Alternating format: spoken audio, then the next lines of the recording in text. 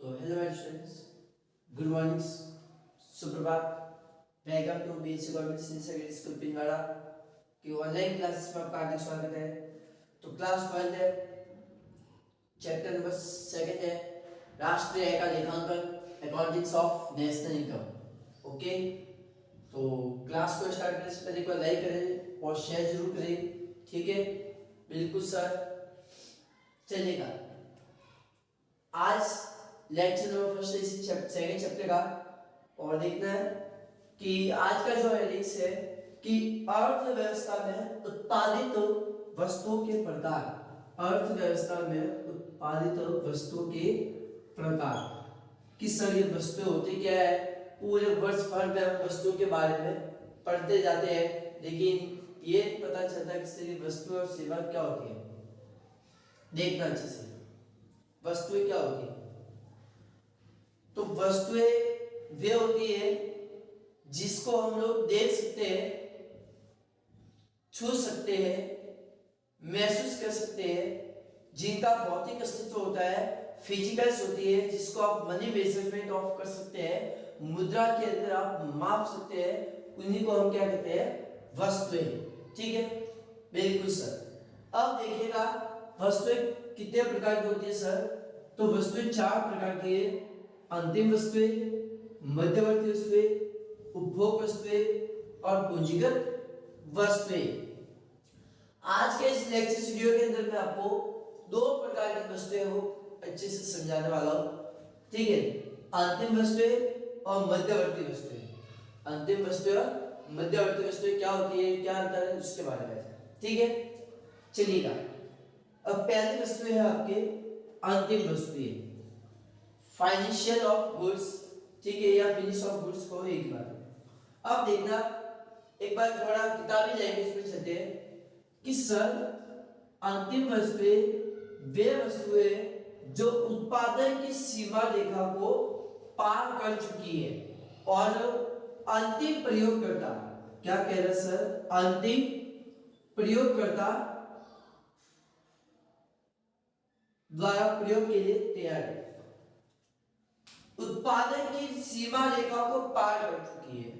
मतलब ऐसी वस्तुएं जो उत्पादन की निर्माण प्रक्रिया से तो पूरी हो चुकी है, अब उसका अंतिम प्रयोगकर्ता द्वारा किया जा रहा है। कहने का तात्पर्य है कि उन वस्तुओं का जो प्रोडक्शन है, उन वस्तुओं का जो निर्माण है वो पूरा हो चुका है। उन वस्तुओं का जो निर्माण है वो पूरा हो चुका है। अब उन वस्तुओं का उपयोग कर सकते हैं, ठीक है? अब उन वस्तुओं का उपयोग कर सकते हैं। अब यहां पर लिखा है सर कि अंतिम प्रयोगकर्ता। अब अंतिम प्रयोगकर्ता होती है वो कोई भी हो सकता है, चाहे वो उपभोक्ता हो सकता है, चाहे वो उत्पादक हो सकता है, ठीक है?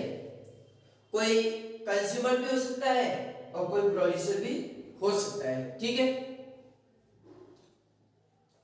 अब देखना, अंतिम वस्तुओं को मैंने 2 भागों में विभाजित किया। एक तो किया है अंतिम उपभोक्ता वस्तुएं और एक है अंतिम उत्पादक वस्तुएं। नाम से स्पष्ट है। अपने शब्दों में कहेंगे तो क्या कहेंगे सर कि अंतिम उपभोक्ता वस्तुएं वे वस्तु होती है जिसका अंतिम रूप से उपयोग किसी उपभोक्ता द्वारा किया जाता है, ठीक है? समझ में आया? अब थोड़ा जरा किताबी लैंग्वेज पर भी चलते हैं, क्योंकि बेचारा किताबी लैंग्वेज भी कहना सही चाह रहा है, लेकिन थोड़ा ये कहने का इसने नजरिया चेंज किया। देखना क्या कहना, अंतिम उपभोक्ता वस्तुएं, अंतिम उपभोक्ता वस्तुएं। अंतिम उपभोक्ता वस्तुएं वे वस्तु होती है जो अपने अंतिम प्रयोगकर्ता द्वारा उपयोग के लिए तैयार है और उपभोक्ता उनके अंतिम प्रयोगकर्ता होते हैं। जैसे उपभोक्ता द्वारा उपयोग किया गया मक्खन तथा डबल रोटी, इन वस्तुओं पर उपभोग किए गए व्यय को क्या कहते हैं, उपभोग व्यय। ध्यान रखना, बहुत ही सबसे इंपॉर्टेंट चीज है उपभोग व्यय। क्या कहते हैं कि जो अंतिम वस्तु है और उस पर जो भी आपने व्यय किया है, ठीक है, इन वस्तुओं पर जो भी व्यय किया है उसी को क्या कहते हैं, उपभोग व्यय। समझ में? यानी कि कंज्यूमर ऑफ एक्सपेंसेस, जिसको राष्ट्रीय आय के अंदर सम्मिलित करते हैं, नेशनल इनकम निकालेंगे जीडीपी, तो वहां पर अपन इसको सम्मिलित करेंगे। मैं आपको कह देता हूं अंतिम प्रयोगकर्ता का मतलब यह है कि ऐसी वस्तुएं जो आपने मार्केट से ला ली है, अब उसका अंतिम रूप से उपयोग कौन करेगा? एक कस्टमर करेगा। अब प्रोड्यूसर भी करता है, ठीक है, ऐसे नहीं कि प्रोड्यूसर नहीं करता, प्रोड्यूसर भी करेगा, लेकिन प्रोड्यूसर लेवल पर भी देखने वाले आगे, पहले कंज्यूमर लेवल पर देखना उपभोक्ता कैसे होगा। आपने मान लीजिएगा कोई रोटी तैयार किया और मक्खन भी है, अब उस मक्खन और रोटी से अंतिम उपयोगकर्ता कौन होगा? उस रोटी को खाने वाला कौन होगा? इसे उपभोक्ता ही होगा। मान लीजिएगा मैं कोई रोटी लेकर आया मार्केट से, अब उन रोटी को अंतिम रूप से यूज कौन करेगा? मैं तो करूंगा भाई, अंतिम रूप से खाने वाला मैं ही हूं। ये भाई सीधी सी बात है। मार्केट से ये मैं मार्कर लेकर आया, इस मार्कर का अंतिम रूप से उपयोग किसने किया? मैंने किया, ठीक है। ये जो इंक है, इस इंक से जो मैं आपको पढ़ा रहा हूं, तो इसका अंतिम रूप से उपयोग किसने किया? मैंने किया। इसको अंतिम रूप से किसने उपयोग किया? मैंने किया। मतलब अंतिम उपभोक्ता कौन हुआ? मैं हुआ। अंतिम उपभोक्ता मैं हुआ। समझ में आया कि नहीं? क्लियर? हाँ, तो ये अंतिम उपभोक्ता है। इसी तरीके से अंतिम उत्पादक वस्तु में देखोगे तो क्या कहोगे सर कि अंतिम उत्पादक वस्तु होती है जिसका किसी अंतिम रूप से किसी उत्पादक द्वारा प्रयोग किया जाता है। इसमें अंतिम उपयोगकर्ता कौन होगा? अंतिम उपयोगकर्ता कौन होगा? उत्पादक होगा। मतलब जहां पे ये मैंने लाइन लिखी है कि जो अपने अंतिम प्रयोगकर्ता द्वारा उपयोग के लिए तैयार होती है, और यहाँ पर लिखना उत्पादक उनके अंतिम प्रयोगकर्ता होते हैं। उत्पादक क्या होता है? अंतिम रूप से उसके प्रयोगकर्ता होते हैं, ठीक है। तो एक बार इसको नोट करो, मैं बता रहा हूँ अंतिम उत्पादक वस्तु क्या होती है उसके बारे में, ठीक है। एक बार पूरा नोट करो अच्छे से। देखा, अब आपके है अंतिम उत्पादक वस्तुएं। तो क्या होती है सर? वे वस्तुएं जो अपने अंतिम प्रयोगकर्ता द्वारा उपयोग के लिए तैयार होती है, और इस उत्पादक उनके अंतिम प्रयोगकर्ता होते हैं, ठीक है।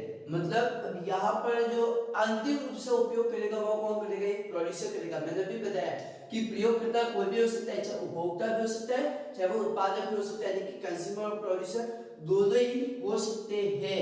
यानी कि मान लीजिएगा अगर किसी भी अंतिम वस्तु पर अगर कोई उपभोक्ता अगर व्यय करेगा तो उपभोग व्यय है, और अगर मान लीजिएगा कोई उत्पादक अगर अंतिम रूप से किसी वस्तु पर उपयोग कोई खर्चा कर रहा है तो वो कहलाएगा निवेश व्यय, ठीक है। जैसे मान लीजिएगा एग्जांपल में दे रहा हूं कि अंतिम उत्पादक वस्तु में कि भाई किसान द्वारा प्रयोग में किया गया ट्रैक्टर, किसान द्वारा प्रयोग में किया गया ट्रैक्टर, ठीक है। और मान लीजिएगा अगर कोई प्रोड्यूसर अंतिम रूप से किसी वस्तु पर अगर कोई खर्चा कर रहा है तो वो क्या कहलाएगा सर? निवेश है। यानी कि अंतिम वस्तुएं दो होती है, एक तो अंतिम उपभोक्ता वस्तु मैंने बता दी, फिर उत्पादक होती है, और इन्हीं दोनों को जब आप जोड़ोगे तो इसी से आप क्या बनेगा? अंतिम वस्तु पर व्यय, मतलब उपभोग व्यय प्लस निवेश व्यय, मतलब कंज्यूमर एक्सपेंसेस प्लस ये कह सकते हैं कि इन्वेस्टमेंट ऑफ एक्सपेंसेस, निवेश व्यय, ठीक है। यानी कि निवेश व्यय कौन करता है? उत्पादक द्वारा अंतिम रूप से अंतिम वस्तुओं पर करता है खर्चा, ठीक है।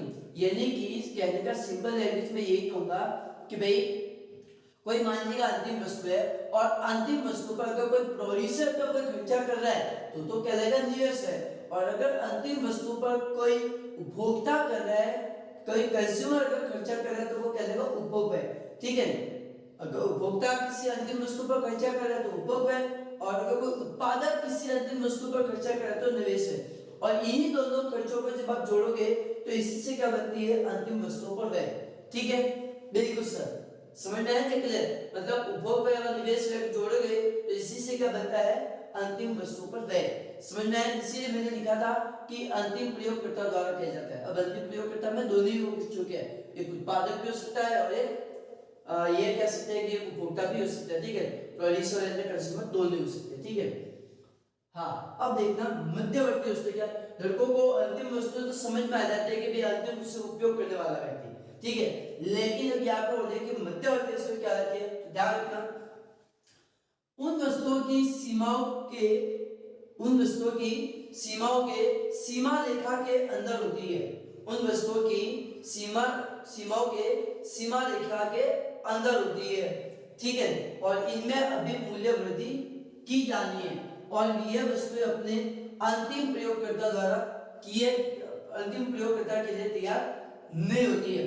मतलब वो वस्तुएं जो अभी अंतिम रूप से सीमा रेखा को पार नहीं किया हुआ, ठीक है, यानी कि उस सीमा रेखा के अंदर है, उस निर्माण प्रक्रिया के अंदर है, ठीक है। अभी उसकी वैल्यू है जो आप अभी तक आप बढ़ा नहीं सकते, ठीक है। वो वस्तु अभी भी बन रही है, वो वस्तु अभी निर्माण की प्रक्रिया के अंदर है, मतलब उसका जो कोई अंतिम रूप से वैल्यू नहीं है। तो वो कौन सी वस्तु कहलाएगी? मध्यवर्ती वस्तु, ठीक है, जिसके अंदर अभी भी आपको लग रहा है कि भाई इसकी वैल्यू अभी भी बढ़ सकती है, ठीक है। ये भी आपको पता है कि भाई अंतिम रूप से ये तैयार नहीं है, ठीक है, कि किसी भी तरह से इसको आप चेंज कर सकते, तो वो किसमें जाएगी?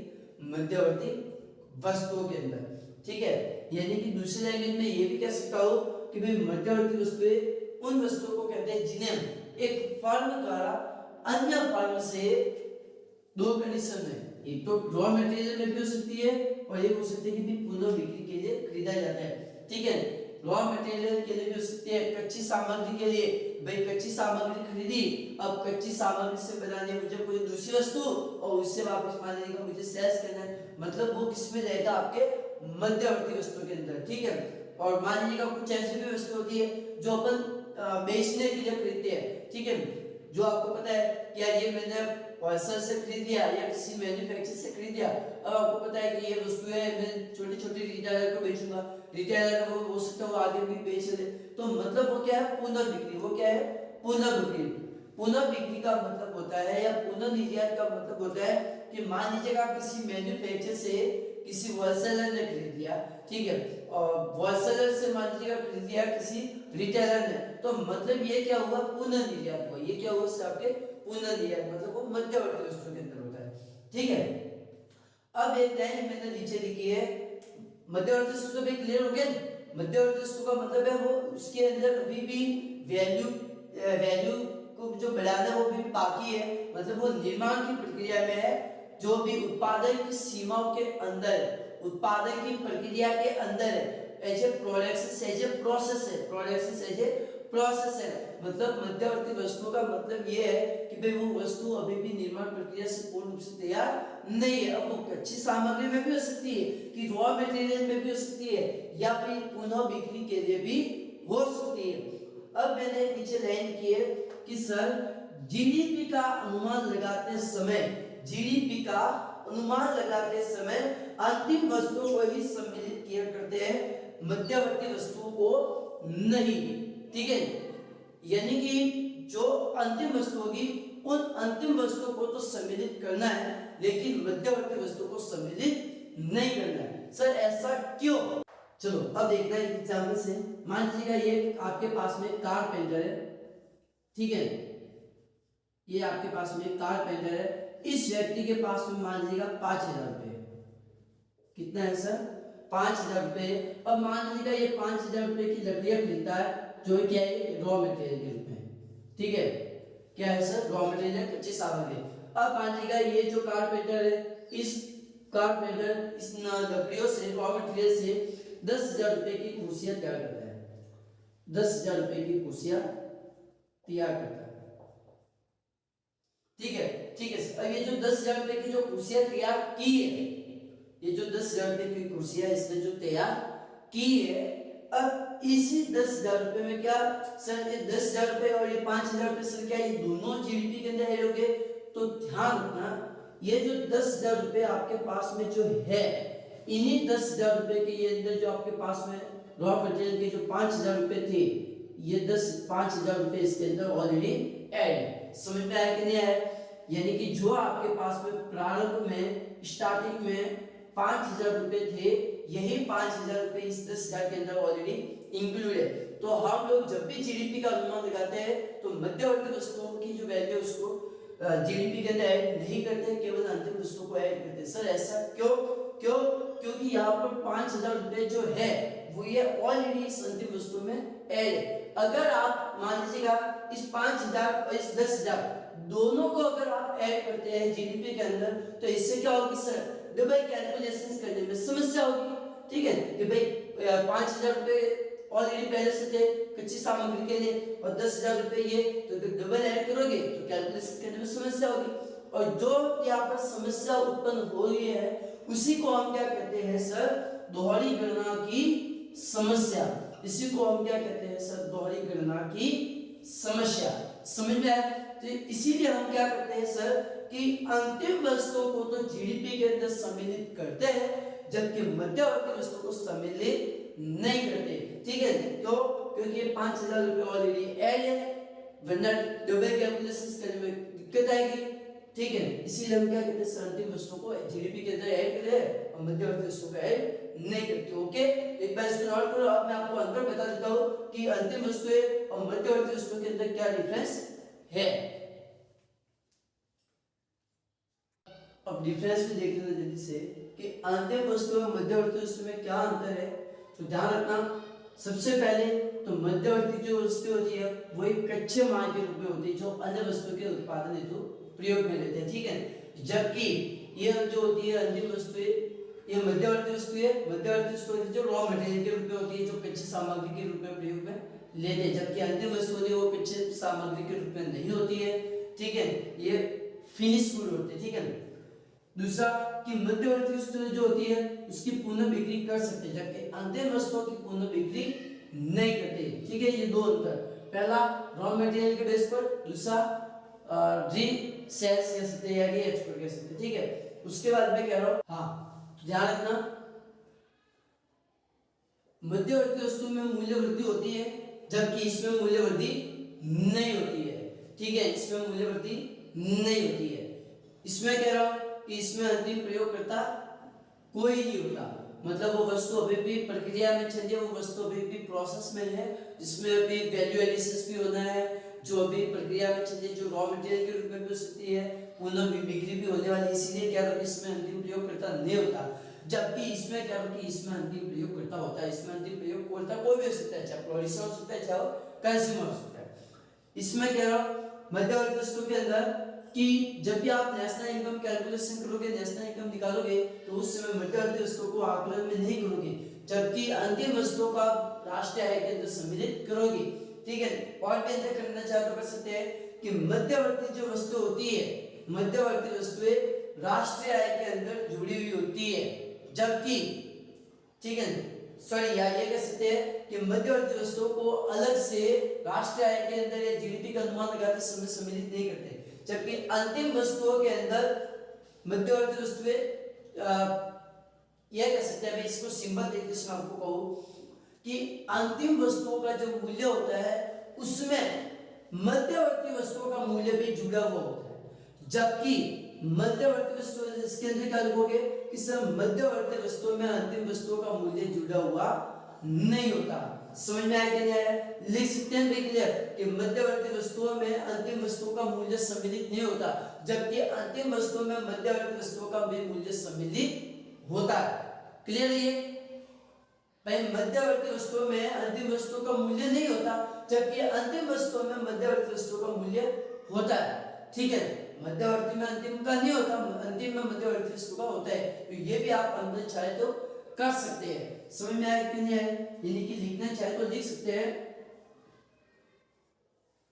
कि मध्यवर्ती वस्तुओं में अंतिम वस्तुओं का मूल्य सम्मिलित नहीं होता। मध्यवर्ती वस्तुओं में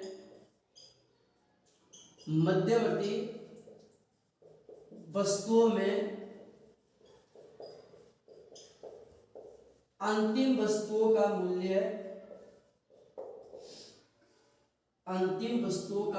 जुड़ा हुआ नहीं होता। अंतिम वस्तुओं का मूल्य जुड़ा हुआ नहीं होता। ठीक है, जबकि इसमें कह सकते हैं कि अंतिम वस्तुओं में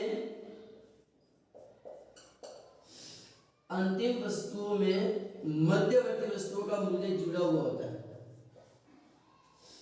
मध्यवर्ती वस्तु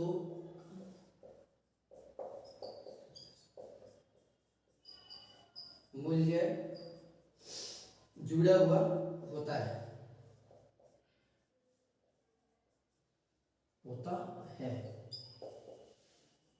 ठीक है। तो ये आप डिफरेंस भी कर सकते हैं, ये आपके छठा डिफरेंस है ठीक है। और 5 लिखोगे तो भी चलेगा, मेरे हिसाब से 5 काफी है, 5 ही लिख लेना ठीक है, नहीं तो मैंने आपको बता दिया।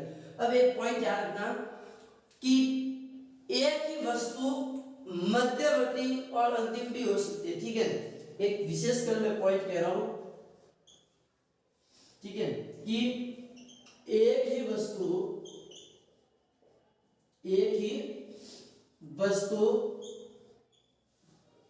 मध्यवर्ती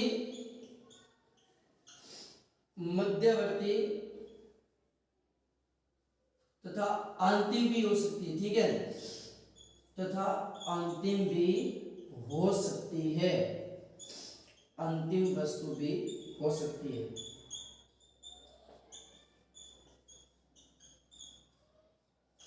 ठीक है। ध्यान रखना, कभी कभार ये भी होता है कि एक ही वस्तु है वो अंतिम भी है मध्यवर्ती वस्तु भी है, तो ऐसा पॉसिबल है, क्योंकि हो सकता है कि अंतिम वस्तु है मध्यवर्ती वस्तु कभी कभार एक ही रूप में हो सकती है ठीक है। तो ये क्या थे अंतिम वस्तु और मध्यवर्ती वस्तु के अंदर डिफरेंस नोट कर देना। नेक्स्ट उपभोग वस्तु के अंदर मैं आपको बताऊंगा अगले लेक्चर के अंदर। ओके बाय, लेक्चर नंबर 2 के अंदर मिलते हैं। ओके बाय, नोट कर दो इसको, वीडियो को लाइक करना और शेयर करो।